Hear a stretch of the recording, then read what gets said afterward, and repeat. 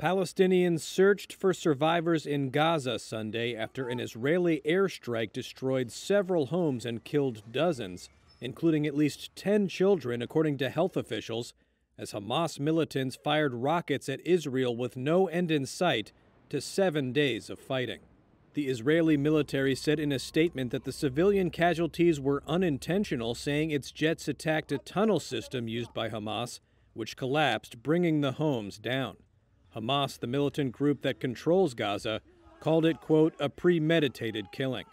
On CBS's Face the Nation Sunday, Israeli Prime Minister Benjamin Netanyahu echoed his military's assertion that Israel tried to avoid civilian casualties, but that Hamas bore responsibility for, quote, intentionally locating its military infrastructure under civilian houses. We are targeting a terrorist organization that is targeting our civilians and hiding behind their civilians, using them as human shields. We're doing everything we can to hit the terrorists themselves.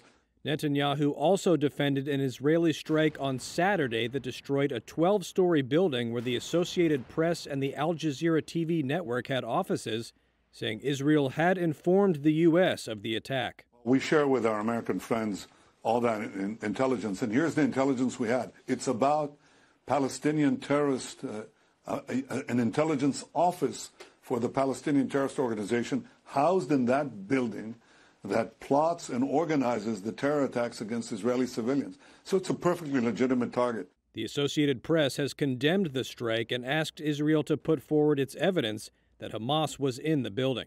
The current hostilities are utterly appalling. Meanwhile, in New York, UN Secretary General Antonio Guterres called for an immediate end to fighting at the Security Council's first public meeting on the conflict. Fighting must stop. Hamas began its rocket assault last Monday after weeks of tensions over a court case to evict several Palestinian families in East Jerusalem, and in retaliation for Israeli police clashes with Palestinians near the city's Al-Aqsa Mosque during the Muslim holy month of Ramadan. On Sunday, video obtained by Reuters showed a car ramming into an Israeli police roadblock in East Jerusalem, where authorities said 6 police officers were injured in the incident and that the driver of the vehicle was shot dead at the scene.